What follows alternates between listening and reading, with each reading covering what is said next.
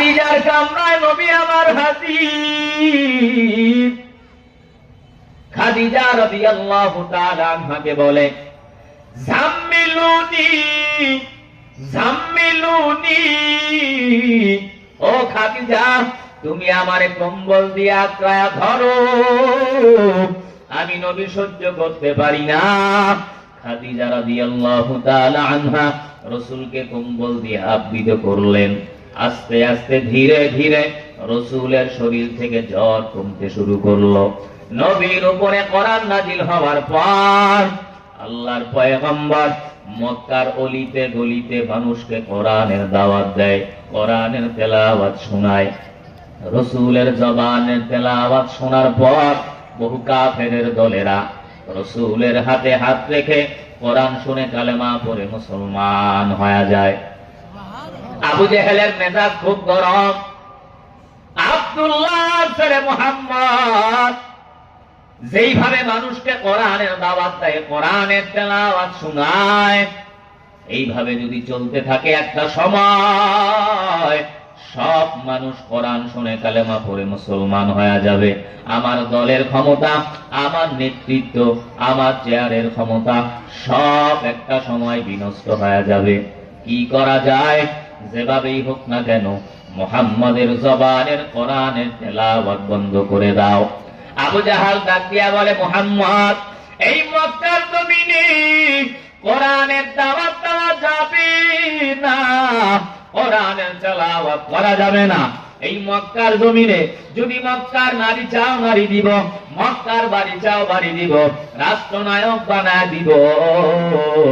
একটাই মাত্র শর্ত, এই মক্কার জমিনে কোরআনের তেলাওয়াত করা যাবে না, কোরআনের গান গাওয়া যাবে না। নবী আমার ডাক দিয়া বলে, চাচা আমার টাকা লাগবে না, সম্পদ লাগবে না, আমি মুহাম্মদ একবার যদি শাহাদাত আঙ্গুল দিয়া ইশারা করে দেই, মদিনার ভিতরে উহুদ পাহাড় একটা সেকেন্ডের ভিতরে স্বর্ণে রূপান্তরিত হয়ে যাবে। কিন্তু আমার স্বর্ণ লাগবে না, আমার টাকাও চাই না। আল্লাহ পাক রব্বুল আলামিন আমারে নবুয়ত দিয়েছি, আমার উপরে কোরআনুল কারীম নাজিল করেছে। এই মক্কার জমিনে কোরআনের দাওয়াত বন্ধ করা যাবে না, কোরআনের গান বন্ধ করা যাবে না। আবু জাহাল ডাক দিয়া বলে, মুহাম্মদ এই মক্কার জমিনে যদি কোরআনের গান বন্ধ না করো, তাহলে এই মক্কা জমিন থেকে তোমারে তাড়ায় দিব, দেশান্তরিত করে দিব। এই মক্কার জমিনে তুমি থাকতে পারবা না। নবী আমার ডাক দিয়া বলে, চাচা সন্তানকে যদি মা মারে বাবার কাছে যায়, বাবা যদি সন্তানকে আঘাত করে, সন্তান আবার ঘুরে মায়ের কাছে দৌড়ায়, আমি আমার বাবারে দেখতে পারি নাই, অল্প বয়সে আমি আমার মাকে হারাইলাম। এই মক্কার জমিনে আপন বলতে আমার আর কেউ নাই, আপনারা সারা আপন বলতে মহাব্বতের আর কেউ নাই। আপনারাই যদি আমারে ধমক দেন, আমারে হুমকি ধুমকি দেন, বলেন আমি ভাতিজা মুহাম্মদ কার কাছে যাব, কোন হুমকিতে কাজ হবে না। এই মক্কার জমিনে কোরআনের দাওয়াত বন্ধ করা যাবে না, কোরআনের গান বন্ধ করা যাবে না। আবু জেহেল উপায় না পেয়ে তার সংসদ ভবনের ভিতরে একটা গোল বৈঠক পরামর্শ করে, হে মক্কার মানুষ, যেভাবেই হোক না কেন মুহাম্মদের জবানের কোরআনের তেলাওয়াত বন্ধ করে দাও। বিশাল বড় একটা কনফারেন্স, একটা সেমিনারের ব্যবস্থা করে দিল। মুলক ইয়ামেন থেকে জামাত নামের একজন জাদুকরকে ভাড়া করে আনা হয়। জামাত নামের জাদুকর আসার পর আবু জাহাল ডাক দিয়া বলে, মুলক ইয়ামিনের জামাত, এই যে তাকায়া দেখো আব্দুল্লাহ ছেলে মুহাম্মদ কি যেন মন্ত্র আর কবিতা কয়, তার এই কবিতায় পাগল হয়ে মানুষ দলে দলে কালেমা পড়ে মুসলমান হয়ে যায়। আমি শুনেছি এই মুলক ইয়ামিনের ভিতরে তোমার মতো জাদুকর আর কেউ নাই। ও মুলক ইয়ামিনের জামাত, মুহাম্মদের জাদু জমিন নয়, শুধু জমিন নয় আসমান পর্যন্ত যায়। যত টাকা চাও দেওয়া হবে, সম্পদ চাও দেওয়া হবে, একটাই মাত্র শর্ত, তোমার জাদু বিদ্যার দ্বারা মুহাম্মাদের জাদু বিদ্যাকে বিনষ্ট করে দাও, খতম করে দাও, দমন করে দাও। জামাত বলে এটা কোনো ব্যাপার নাকি, আপনি মুহাম্মদকে ডাক দেন। নবী আমার মুলক ইয়ামিনের জামাতের সামনে হাজির। আল্লাহর পয়গম্বর হাজির হওয়ার পর মুলক ইয়ামিনের জামাত বলে, মুহাম্মদ তুমি নাকি বিশাল বড় একটা জাদুকর, কি তোমার জাদুবিদ্যা দেখাও। নবী ডাক দিয়া বলে, না আমার কোন জাদুবিদ্যা মন্ত্র কবিতা নাই, তুমি তোমার জাদুবিদ্যা মন্ত্র দেখাও। জামাত বলে, মুহাম্মদ এই মুলক ইয়ামিনের ভিতরে আমার মতো জাদুবিদ্যা জাননেওয়ালা আর কেউ নাই, অতএব মুহাম্মদ তুমি তোমার মন্ত্র জাদুবিদ্যা দেখাও। আল্লাহর পয়গম্বর হাজার হাজার কাফের মুশরিক বেঈমানের সামনে জবান খুলে মধুর সুরে আল্লাহর নাজিল করা কোরআনে হাকিম থেকে তেলাওয়াত শুরু করে দিয়েছে। জোরে বলেন আল্লাহু আকবার। আল্লাহু আকবার। الرحمن علم القرآن خلق الإنسان علمه البيان।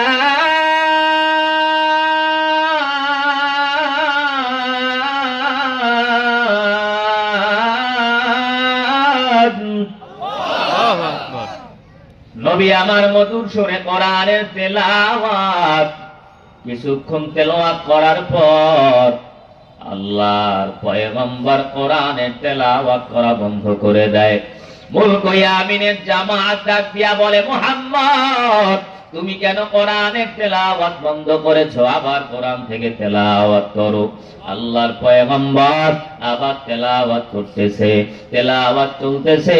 নবী আমার তাকায় দেখে মুলক ইয়ামিনের জামাতের দু চোখ বেয়ে গড়গড়ায় পানি পড়ে। আল্লাহর নবী ডাক দিয়া বলে, মুলক ইয়ামিনের জামাত তুমি এই জমিনে আসছো আমি মুহাম্মাদের জবানের তিলাওয়াত, এই কোরআনের আওয়াজ এই জমিন থেকে বন্ধ করে দেওয়ার জন্য, মিটা দেওয়ার জন্য, কোরআনের আওয়াজকে বিনষ্ট করে দেওয়ার জন্য। তোমার চোখের গোড়ায় কেন পানি? বাবার কথা মনে পড়ে সন্তানের মায়ায় কান্নাকাটি করো। জামাত ডাক দিয়া বলে, মুহাম্মদ আমি আমার বাবার জন্য কান্না করি না, আমি আমার ভাইয়ের জন্য কান্না করি না, আমি আমার সন্তানের জন্য কাঁদি না। মানুষ তোমারে পাগল কয়, মানুষ তোমারে মিথ্যাবাদী কয়। আবু জাহাল তোমার বিরুদ্ধে প্রোপাগান্ডা ছড়ায়, মিথ্যা সমালোচনা করে, পাগল বলে গালি দেয়, মিথ্যাবাদী বলে গালি দেয়। কিন্তু তোমার জবানের এত মধুর সুন্দর তেলাওয়াত, জীবনে কত গান শুনলাম, কত কবিতা পড়লাম, নাটক দেখলাম, দামি দামি মঞ্চে জাদুবিদ্যা দেখাইলাম, এমন শ্রুতিমধু আওয়াজ আজ পর্যন্ত আমি শুনি নাই। আল্লাহ পাক রব্বুল আলামিন বলেন, ইন্না নিশ্চয়ই নাহনু নাযালনা যিকরা ওয়া ইন্না লাহু লাহাফিজুন। কোরআন নাজিল করেছেন আল্লাহ, কোরআনের হেফাজত করবেন আল্লাহ। মুলক ইয়ামিন থেকে জামাত নামের জাদুকর আসছিল আল্লাহ কোরআনের আওয়াজকে বন্ধ করে দেওয়ার জন্য। পয়গম্বরের জবানের তেলাওয়াত শোনার পর মুলক ইয়ামিনের জামাত কোরআনের নিসবতে কালেমা পড়ে মুসলমান হয়ে গেছে। জোরে কোন সুবহান। মুসলমানি বুয়াত গারদান নেহাদান এনানে খুদ বদসতে খাজাদান গরব সুরত আদমি ইনসাবুদে अहमदो बू जालो हम एक साबुदे। हकीकत से तो दुनिया पे खबर है, दुनिया की नुमाइश पर नजर है। কোরআনের হেফাজত করবেন কে? আল্লাহ। এ নওজোয়ান যুবক ভাই, এ মৃত্যু বাবাজিরা, এই পদ্মার অন্তরালার মা, এ নওজোয়ান যুবক ভাই, আমিও তোমার মতো একটা যুবক সন্তান, তুমিও যুবক, আমিও যুবক সন্তান। রাস্তাঘাটে দোকানপাটে যারা দাঁড়ায় আছো, বসে আছো, ফেসবুক নিয়ে, লুড্ডু নিয়ে, ক্রাম বোর্ড নিয়ে যারা ব্যস্ত হয়ে আছে, হাতে পায়ে ধরে বুঝায়া যায়, এ যুবক, এ বৃদ্ধ, এ ঠেলাওয়ালা, রিক্সাওয়ালা, শ্রমিক, এ জেলে, এ মজুর, এ কৃষক, এ ভ্যানের ড্রাইভারওয়ালা মানুষ, এ আওয়ামী লীগওয়ালা, বিএনপি ওয়ালা, এ চরমনাইওয়ালা, এ সারসিনাওয়ালা, উজানিওয়ালা মুসলমান, এই ময়দানের মাহফিল আগামীকাল আর থাকবি না, ওলামায়ে কেরাম বয়ান করবে না। একটু চোখ দুইটা বন্ধ করে মুরাকাবা করে একটু ফিকির করে দেখো, এমন কোন ঘন্টা নাই, এমন কোন মিনিট নাই, এমন কোন সেকেন্ড নাই আমলনামায় গুনাহ জমা হয় না। প্রত্যেকটা ঘন্টা ঘন্টা গুনাহ, প্রত্যেকটা মিনিটে মিনিটে আমলনামায় গুনাহ, প্রত্যেকটা কদমে কদমে, সেকেন্ডে সেকেন্ডে গুনাহ। গুনার কারণে এই হাত না পাক, গুনার কারণে আমার জবানটা না পাক, গুনার কারণে আমার জিহ্বাটা না পাক। আমি আমার কথা বলি, আমি মাহাদি হাসান এমন বড় গুনাহগার, গুনার দিকে তাকাইলে গুনার কারণে চক্ষু না পাক, জবানটা না পাক, গুনার কারণে আমার হাত পাও সব না পাক। এখন যদি আজরাইল হাজির হয়ে যায়, জাহান্নাম ছাড়া উপায় নাই। হাতে পায়ে ধরে বুঝা যায়, এই নওজোয়ান যুবক ভাই, অল্প সময়ের জন্য মাহফিলের প্যান্ডেলে চলে আসো। তোমার কপাল যদি ভালো হয়, মোনাজাত দিয়া দোয়া করার সময় চোখ থেকে যদি চোখ থেকে যদি 2 ফোঁটা চোখের পানি বের করতে পারো, আমার মাওলার কুদরতি অন্তর ঠান্ডা হয়ে যাবে। তোমার চোখের পানি নাকের ডগায় আসার আগে আল্লাহ তোমার জীবনের সব গুনাহ মাফ করে দিবে। বলেন সুবহানাল্লাহ। আল্লাহ আল্লাহ क्या मुबारक नाम है, अल्लाह अल्लाह आशिकों का काम है। কোরআনের হেফাজত করবেন কে? আল্লাহ পাক রব্বুল আলামিন বলেন, ইন্না নিশ্চয়, নাহনু নাযালনা যিকরা ওয়া ইন্না লাহু লাহাফিজুন। কোরআনে হাকিম নাজিল করেছেন আল্লাহ। একটু জিহ্বা নাড়ায়া ডানে বামে সামনে পিছনে উঁচু আওয়াজে বলেন, কোরআনের হেফাজত করবেন কে?